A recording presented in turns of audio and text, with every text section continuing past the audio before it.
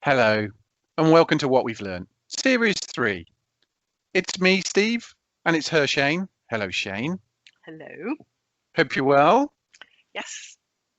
Good to hear it. And indeed, I hope you're excited, like I am, because we have yet another brilliant guest in this Leaders and Pioneers series. Shane, tell us a bit about today's guest, if you will.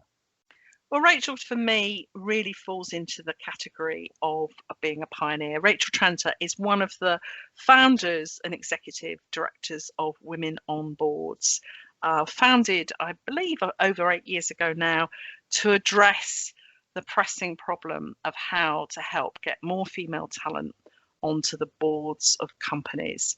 Lots of really interesting points that Rachel shares about how you go about becoming a non-exec director, what skills you need, and just some really thoughtful stuff about talent today. I really enjoy this one. Yeah, this is a great session. And as you say, Shane, over those 9 years of doing this, we'll learn from Rachel about how it started, what's changed, and indeed what hasn't. And we turn the tables again. Another guest where this time, rather than doing the interviewing that she spends a lot of time doing herself, which we'll talk about as we start, it's her chance to tell us about her vision and what she's learned as a leader and pioneer in this remarkable space. So let's hear from Rachel Tranter. Well, welcome, Rachel. It's a real pleasure to have you with us today on this episode of What We've Learned, particularly as I think it's a bit of a change of role for you. You're normally the interviewer, giving interviewees support. And I thought it was a nice place to start and perhaps to tell us a little bit about what you do on a day-to-day basis as founder and director of Women on Boards. Thank you, Shane. And I'm absolutely delighted to be joining you. And it is quite funny to be literally on the other side of the table, as you've just said. So what is my day-to-day role at Women on Boards? Well, the beauty of Women on Boards, almost a decade in, is that every day is different. But essentially, I run our vacancy business, which is our board of non-exec opportunities. And given that people join Women on Boards because essentially they're looking for a board role and support to get to the boardroom, one of the key things that they're looking for are the opportunities. So I basically manage that board, which means talking to those organisations who are looking for new board talent, and also obviously talking to our many members about these opportunities, and essentially with lots of good work in the middle, training and support, matching them up. The second, I guess, key piece of my work and what keeps me busy is member engagement, and that is primarily interview support. So when somebody comes along and joins Women on Boards, at some point, some people it happens very quickly, they'll get called for interview. And one of my absolute delights about what I do is talking to that person who's got the interview and how delighted and sometimes how pleasantly surprised they are that they've got that interview. So my role is then to talk to them before the interview and give them a real boost. I'm no coach, Shane. I've got no training in this other than what I've been doing, I suppose, all my career, but essentially in the last 9 years at Women on Boards. And that interview support is getting that person as prepared as we possibly can to walk into that interview, whether it's physical or virtual, and present their best self. And I have to say, I absolutely love what I do. I talk to all sorts of different people, people who are young and ambitious and starting off and have got no clue about what the interview is for, even some of them. It's hilarious. So it'll be, starting from scratch. Let's have a think. What is a trustee? What are you going to be doing? What is this organisation? All the way through to incredibly senior leaders who I sometimes look at their CVs and think, what am I going to be telling you? You're far more senior than me. What can I possibly help you with?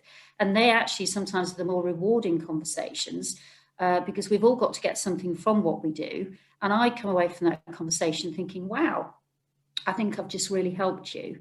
And whether it's just giving that person safe space, time to identify their skills, time to step back from their busy day job, whatever it might be. So I guess those are my two main channels of work. And then in between, all sorts of different things. It sounds like a busy existence, Rachel. So we're lucky to have you, I think, for sure, in terms of the time you got to us today. You say you're not a coach, but I guess not just the rewarding of, you talk to one individual, you mentioned senior leaders and you learn, but of course that just means you can connect with the next person you talk to. You learn from one, and you can continually transfer your learnings from any of these prep sessions you do or discussions you do with people. That if somebody's first time to go to, whether it's a trustee role or a board director role versus, they're 30, 40 years into a career, I guess you're always learning and always able to share through this network, those collective learnings that help everybody that you engage, regardless of where they are in that career path. You're absolutely right, Steve. I mean, I view them as a bank of experiences, and although I don't write notes, I absorb what the discussions and the type of issues that people have. I acknowledge and take to the next interview support rather.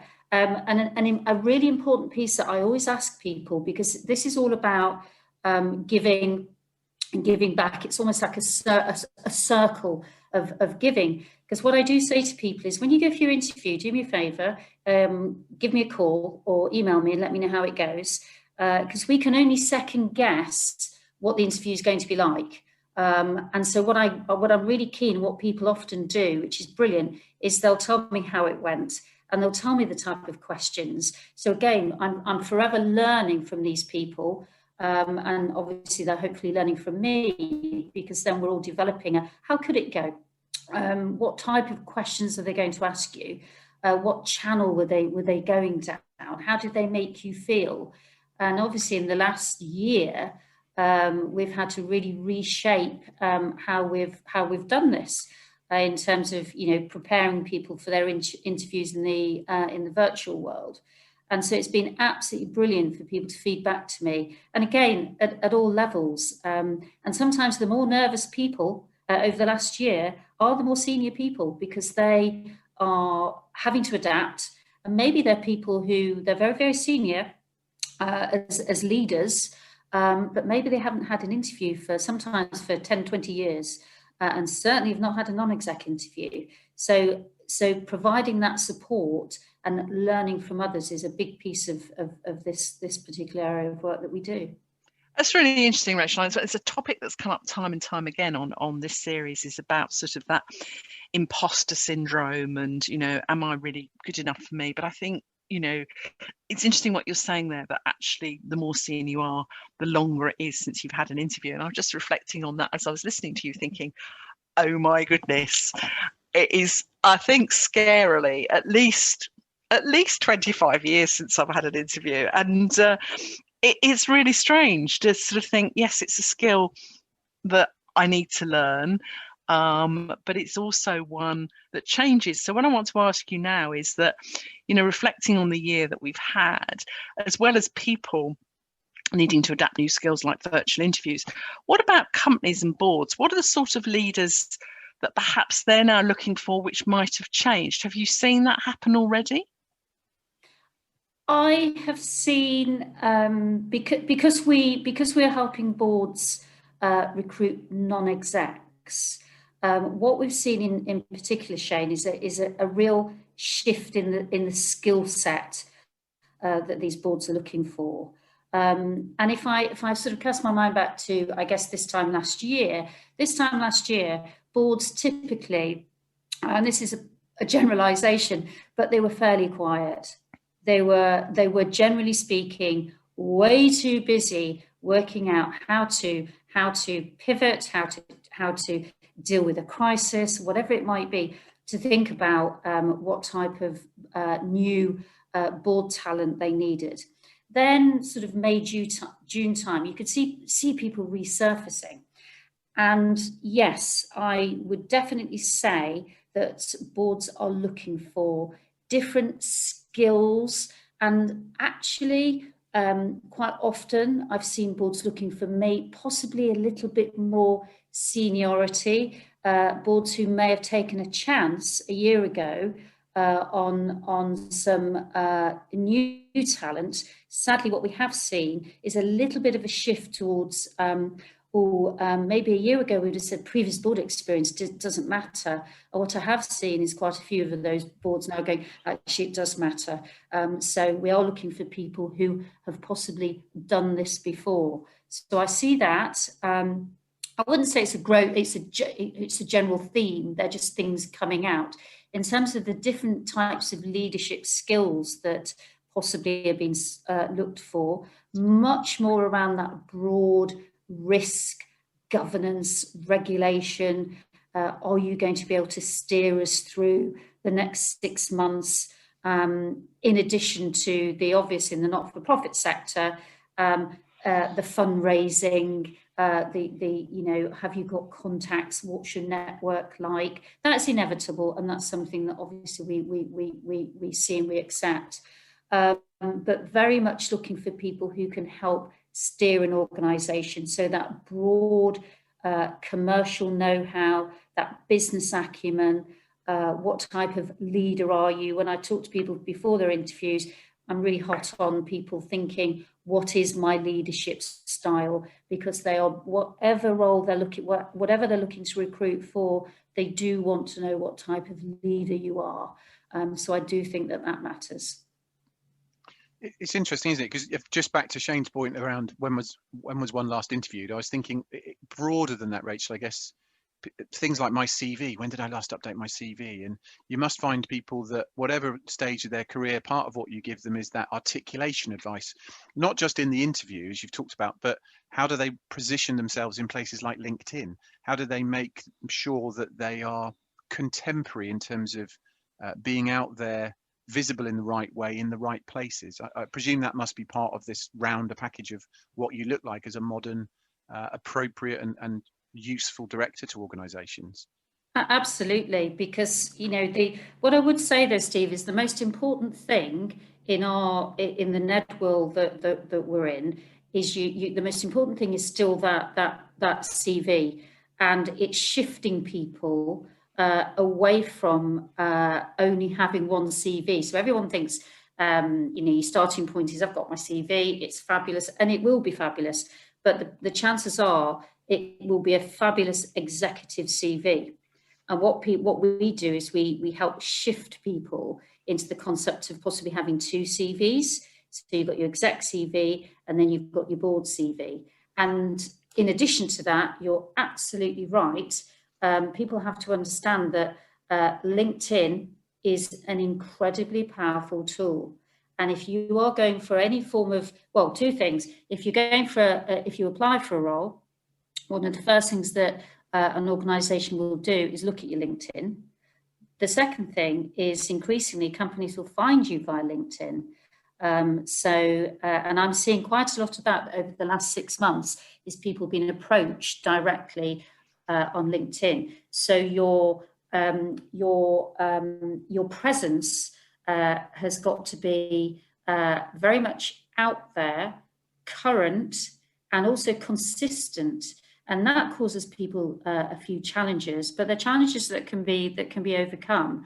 In that if you're an exec, but when I say exec, let's just remember that this is anyone who's basically got a day job, because we look after everybody, not just people at a senior level, but all levels. But anyone who's obviously busy working, building a career, they will have what they're doing, but at the same time, they've got their profile on LinkedIn, which we always say to people, don't be afraid of saying exploring non-exec opportunities. It's not a bad thing to put on your LinkedIn.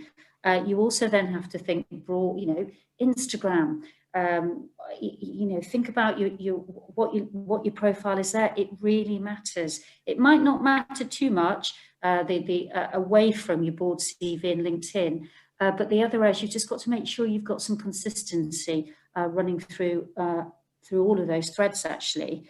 But the most important thing for us is still the board CV and the confidence. Honestly, when I see people reluctant to do it, once they've done that board CV, the confidence it gives people, the boost it gives people to think, oh, I do have I can be a non-exec because I've got these fabulous skills. I've been a senior leader for however many years. I didn't realise it's not until they write their board CVs that they realise what they're good at. And I think that's a key, maybe a key thing to pull out is that a very senior lawyer, a partner in an accountancy firm, they will have had an incredibly successful career, will continue to be doing that. But do they understand their value add? Do they I think that's really interesting, Rachel. I think that value add and understanding what strengths you bring, it's often hard to see yourself, and writing, if you like, your own brand description, as you say, for social media is increasingly important. But the question I have for you is you mentioned about what type of leader are you, and I think that's a fascinating question to sort of reflect on. But I want to say, being a non-exec director, and I'm fortunate enough to hold 3, is very different to being an executive director. So are there some sort of leaders in your view that don't make the transition well to becoming a non-exec? And if so, what sort of leaders are those? Because it is very different, isn't it? Gosh, that's a challenging question, Shane. So are there people who find it difficult to shift over? Yes, there are, and I would say I wouldn't want to sort of think of it too specific, but as a generalisation, you see a lot of people who can't shift over. And what stops them from shifting over? Because they don't invest the time in understanding the difference. And from your roles, there's a massive difference from being the person who rolls their sleeves up and actually does the work at whatever level versus the person who, as a non-exec, is obviously supposed to go in, support, strategize, be part of that helicopter role, and not get involved in the day-to-day running of the business. They are the people who, it's not so much that they don't do a good job, they actually don't get the opportunity to do the job in the first place. So it's that person who I suppose 2 things: they don't recognise the value add, so they don't actually get through to the interview in the first place. Because they haven't been able to say, yes, I'm an incredibly senior lawyer, but I've not stepped back and thought about the fact that these are my skills: commerciality, risk, governance, regulation.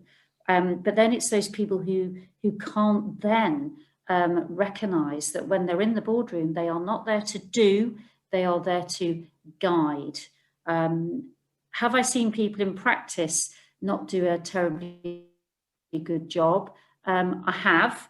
And they are, again, that the people who have not, I think the general feeling here is that they're people who have not invested enough time in understanding the difference in the roles. It's a really interesting point, Rachel, because it resonates with me. I sit as a non-exec on a board where, and this isn't a gender thing at all, it's a fairly balanced board of 12, but the criticism I suspect introspectively would be, we tend to meddle in operational stuff too much if we're not careful. And just to kind of what you've said, and I wonder partly if it's doing the work, as you said, to understand that difference, because there is a clear difference in those roles, which is the onus is on the individual, but also maybe the confidence. I wonder, back to Shane's point around imposter syndrome, sometimes people think the whole way through the arc, I couldn't be a non-exec, I've never done it before, I'm a non-exec, I better prove my worth, and I'll do that by being productive. And that can often lead to trying to be too operational rather than, as you say, that helicopter. You're adding value by coming in, making a point objectively from the outside and then leaving again. I wonder if people suffer that as well. They just try and do to look busy rather than accept that they are adding value by nature of their appearance every time at board meetings or however they involve. And I think you're right, Steve. I mean, that happens, and one of the boards that I sit on, what I've done over the last 3.5 years is shift it. And I think we're doing a really good job actually shifting it from operational to a governing body. And this is a sports board, so I think it's probably the best example environment of what you've just described, where we were incredibly operational, but the beauty of me joining, for me, the great thing about me, grassroots football, operational stuff. So I sat there thinking, well, I can't meddle with any of this because I don't get it. I don't really understand what you're talking about. It was so operational. And what I did was, therefore, I slowly, and I think the key thing is you've got to transition slowly. No one goes onto a board and changes the world immediately. It doesn't happen like that. We all know that. You have to take your time. You have to understand your place around the table. You have to learn the people, the personalities. So I have gradually brought what I know my skills are to this board, which are governance. But did I know that before? No. What I've realised is I'm pretty good, I think, at governance and strategy. And that's how we have shifted into that. But it can take a long time. And you're right, those people who maybe haven't got those skills will naturally feel more comfortable on the operational side. And I think the other thing to remember is that people going on boards need role models, mentors, as much as anybody does. And the key thing is to identify a role model or an ally that can help you transition onto a board. I think that's lovely. And I know that personally is one of the things that, women on boards offers in spades, along with, support and webinars and people giving tips and hints to each other. But I think it's very interesting hearing what you're saying there, Rachel, about that because you don't come from the world of football, your view is different and where you're adding value is different. And actually that sounds to me like a really good tip for organisations looking for board members, because I often find they too often want people who have come from the same industry. And actually, it's very difficult to challenge thinking when you're of the world. But when you're not of the world, you do see things differently. And you mentioned strategy, and you're able to challenge, you're able to ask sometimes what might be regarded as a silly question, when of course it's not. Do you see that the boards who get the best recruits, the best talent, are those ones who are wider and braver? I think you've got to go for a good blend. And I think that, generally speaking, I would say absolutely, if you can go wider and braver, you are bringing something different to your board. You've invested the time in actually looking at the skills that you've got, and hopefully you've identified the whole, and you're being brave and you're bringing somebody in that's different. Now, as I mentioned earlier, I have seen organisations have to play a little bit safer over the last year. Maybe that's it. Maybe that's a good thing. We can't, we're not the experts at knowing necessarily what all those boards need.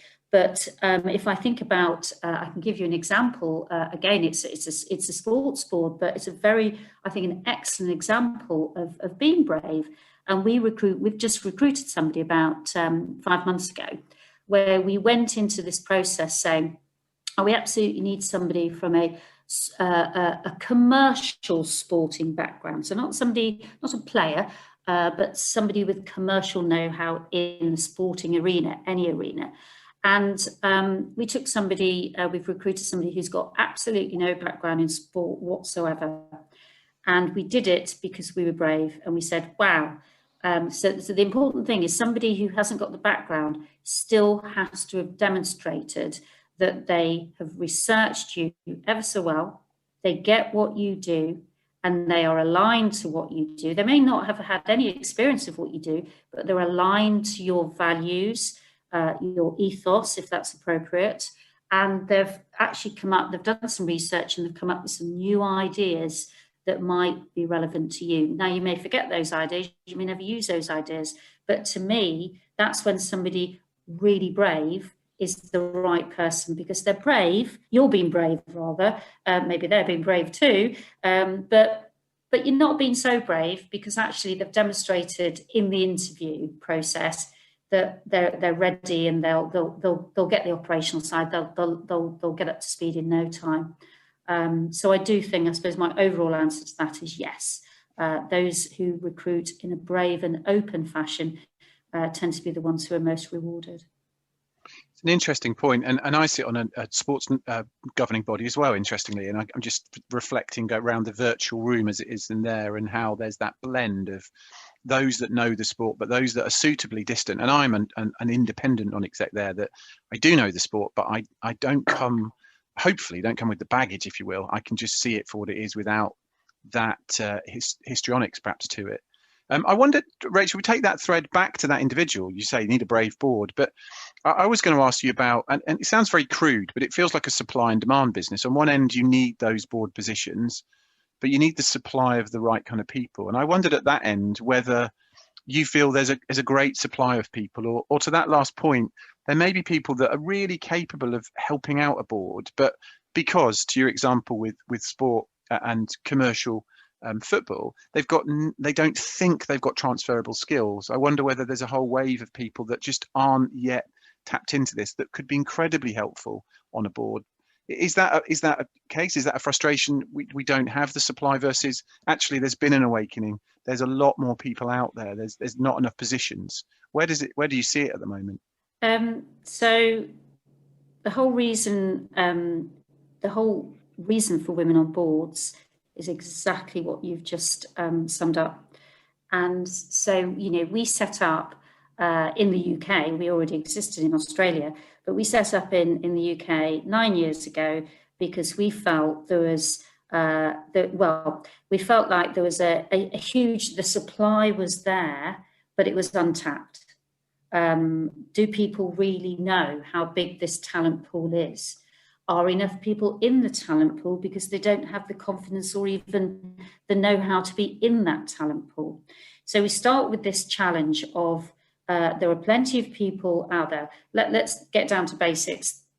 There were thousands and thousands of fantastic women who had the skills. Maybe they didn't know they had the skills, but certainly if we look at the demand side, those organisations had no clue how big this potential talent pool actually was. Moving forward to now, so our reason for being is obviously to get those people through to the opportunities through providing all sorts of networking, training, confidence boosting, whatever it might be. If we think now, where are we? We're in a much better place. I think you have to go sector by sector. I don't think you can say, if we start digging into all the different things, the public sector, for example, has shifted a huge way certainly in the last 10 years in a positive way. Financial services, they seem to be doing good things and they get slammed for pay gaps. So there's a lot of work clearly still to be done in financial services. But generally speaking, are we in a better place than we were 9 years ago? Absolutely. If I think about the amount of people that we look after and what success means to us, success to us, is somebody, a member of Women on Boards, which chances are probably will be a woman, not guaranteed, but probably getting on a board. Well, at the moment, we're on one a day. Our average last year was one a day, and obviously we now want to do more than one person a day. But that's success. So are we winning? Are we matching supply and demand? Yes, but is there plenty more work to be done as new talent comes along? I mean, the key thing here, and I think a lot of maybe organisations, recruitment firms possibly, I think people think that these buckets stand still, and they don't. Supply changes every single day because new talent comes into the talent pool every single day. And that might be young, new, sort of ambitious people who have signed up to JP Morgan and signed up to Women on Boards, possibly, and going, I could go on a board, all the way through to that senior leader thinking, it is time for me to start thinking about the something else. So I think what everyone has to recognise is that supply, that pool is moving. And obviously the demand side is also shifting. Who's on a board this week might not be the same as next week. What an organisation wanted 6 months ago might not be what it wants now. So I think that there's a lot of really good things happening, but we all have to stay agile on both sides of the model. I think it's really interesting to talk about the fact that the pool is always changing, and I would certainly agree with you. And I think one of the challenges I certainly had when I set out to get my first non-exec role, it was very much, as you said earlier, where you can be appointed to the board of a PLC when you're already on the board of a PLC. And I chose to go and do the Institute of Directors non-executive director course. And it was very obvious to me that there were these organisations, winding back before Women on Boards even existed, who would not recruit unless you tick these boxes. And that's why actually my career in non-execs has been at the other end, if you like. It's the smaller entrepreneurial businesses that are looking to build. Where do you see, you talked about the supply changing, but where do you see the demand changing? Is it in purely the charitable foundations or the PLCs, or do you see a widening of opportunities for non-execs into other types of organisation?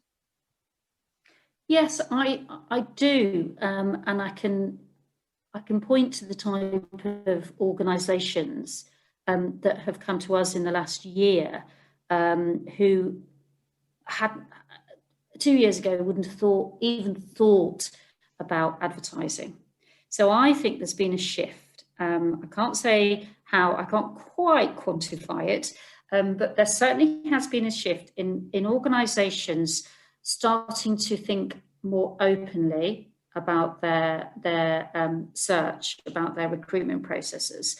And we have helped, interestingly enough, quite a few financial services organisations who have suddenly decided, I can't second guess why, but I suppose we could have a go they've suddenly decided that actually they need to be a little bit broader in their search. Maybe they've been told they have to. I've had one organisation come to us at the end of last year, an overseas organisation, say, we can't find anyone outside of our country, and we can't find anyone, to be blunt, we can't find any women. So what do we do? So I didn't have to scratch my head for too long to say, well, why don't you advertise on our board? And they did. Now, I don't think a year ago they would have come to us. I also don't think they would have admitted who they were, because a lot of companies don't like to say that they're advertising openly. And I get that. There can be regulatory reasons. There can be all sorts of reasons. We can't be desperately naive here. Companies don't just simply decide not to advertise because they don't feel like it, possibly. And so I have seen a shift in organisations, I suppose, desire to be a little bit more open. And if they're being told you need to fish in a bigger pond, and maybe you need to look at your gender balance on your board, then clearly coming to an organisation like us is going to help. And I've also seen a shift in search, because search are starting to say, well, maybe going to an organisation like Women on Boards. I mean, we're not alone. There are obviously other sources. they have started to think that maybe it's not such a bad thing to open up our talent pool, because maybe we don't know everybody. So I've certainly seen those shifts take place. Yeah. Interesting, Rachel. I was back to the kind of supply and demand. It sounds like, you know, there is more openness now to look, as you say, kind of further afield. We don't know who we don't know. We don't know what we don't know. But I just wonder, and it's a difficult one for me to articulate, so please forgive me, but whether the world has moved on enough in these 9 years compared to when you started the business of, unfortunately, frankly, still a fairly patriarchal structure within boards, that there's that balance of, as you mentioned, you should bring in more females, but doing it for the right reasons rather than tick box exercise? Or do you feel that enough boards are now moving to actually gender is irrelevant? It should be about the individual and the skills. Where do you feel that we are now compared to perhaps 9 years ago? And is the direction of travel as you'd hope or want it would be in that sense? I think the direction of travel is okay, but the speed is a little disappointing. So I definitely think we're going in the right direction. If somebody had said to the three founders in the UK 9 years ago, you'll still be doing this in 2021, I think we'd all be having a bit of a laugh, going, no, it'll all have been fixed by then. Well, clearly we were a little naive, because these things do not get fixed overnight. I do think it is absolutely going in the right direction. I still am pleased, relieved, should I say, that we are trying to still do this work in a world of merit. And I don't speak to that many women who feel like they are only, in fact, do I ever talk to women who feel like they are being appointed because of their gender, a token appointment? No, I don't. So I do think that I wish there was more openness. The key thing is the openness, actually, and I don't suspect that that's so much a gender issue. It is more a reluctance of organisations to transparently advertise. For me, that's probably the biggest frustration, because I think if they transparently advertise, we have done, and many organisations, not just us, have done a good job of setting up that talent pool ready for them, and put these people in a really good place to apply, if only they had something to apply for. So I think my biggest frustration is that there's still the people will be recruited through their network, which is not a bad thing, because we're always saying to people, network. But I wish there was more transparency, because I think that, as I say, I think the supply is doing really well. So that's good to hear. And I think, for those listening who think, well, perhaps I have wondered what it would be like to have an additional role as a non-exec, or maybe, as you say, as people perhaps reach, how should we say, their seniority and are thinking about the what next, and thinking about, do I step down from a full-time role? Any words of advice? When should you start thinking about this? If you're thinking about widening your portfolio of what you do, and any tips for where you start? It's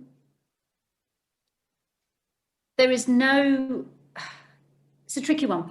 There is no set time when you should start, is there? I mean, I think I often talk to people and say, how strategic are you?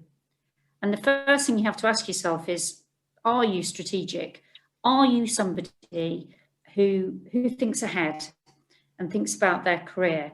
And I love listening to people, Shane, who have got fantastic CVs. They talk at our events, and you look at their bio and you think, wow, you must have been so strategic. You've thought all of this through. You're so well planned out. Of course, that person says, no, of course I wasn't. I didn't know when I was going to start. I just stumbled across this. But obviously you can't give that advice to people. People have to. So what I say is, how strategic are you? The person who comes back to me and says, I like to think ahead, I say, marvellous. Do you think you could see yourself, for example, going on a board in 5 years' time?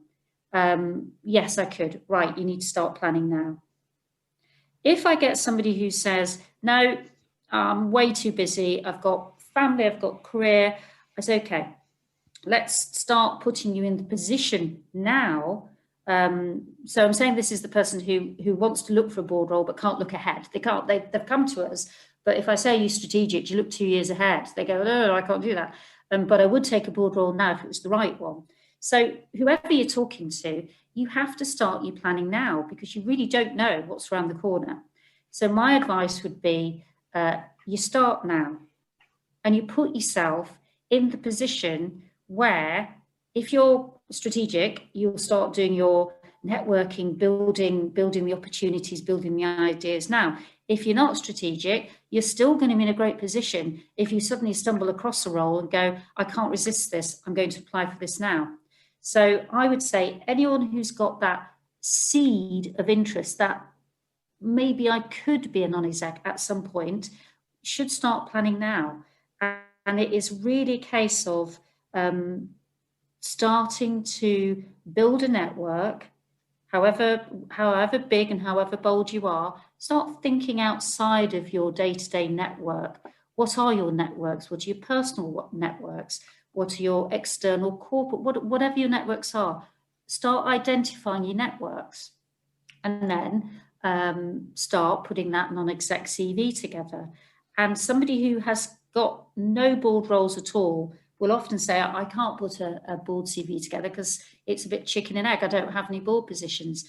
And that's the first mistake somebody will make, because as you both know, because you're in the, you're both non-execs, before you're a non-exec, you still have value add. And the whole point of the board CV is pulling out that value add.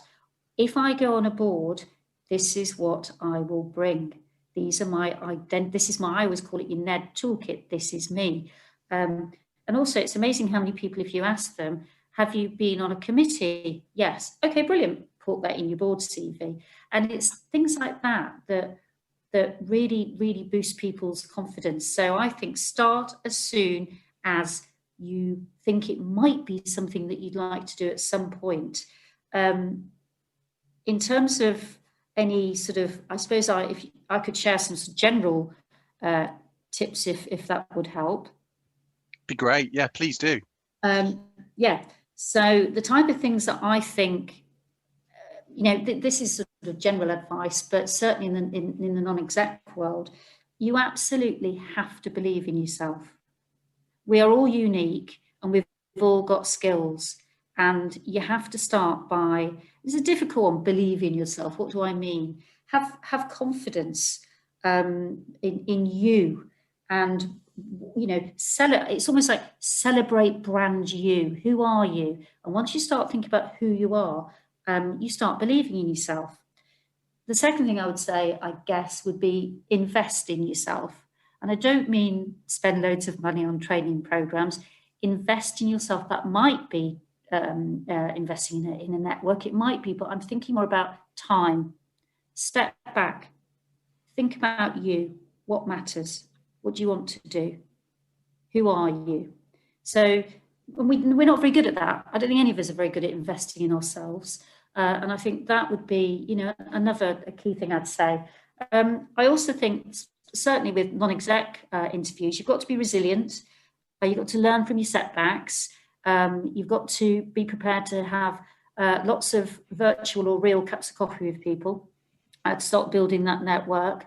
And you've got to accept the fact you won't get, it may take a while of rejection before you get your first board role, but learn from those from those rejections.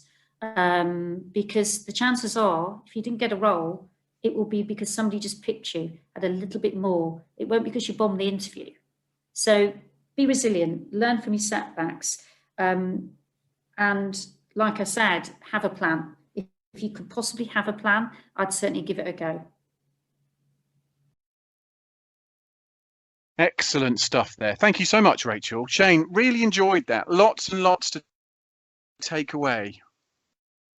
Huge amount. And I think what actually I did a poor job of explaining that Rachel came to this from corporate life. Actually, she actually spent many years in her early career at PwC in the tax team. And I think one of the things I reflect on, and we don't perhaps talk enough about, is the, if you like, the symbiosis between being a non-executive director and an executive director, and that you can get huge benefits of learning things in one role and taking it back to another.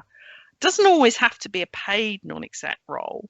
For example, volunteering. Volunteering is a fantastic way, if you're thinking about getting into a portfolio career, to start getting that board experience. Is that something? You've come across the same. I can relate to that. Yeah, I think she made some excellent points about that.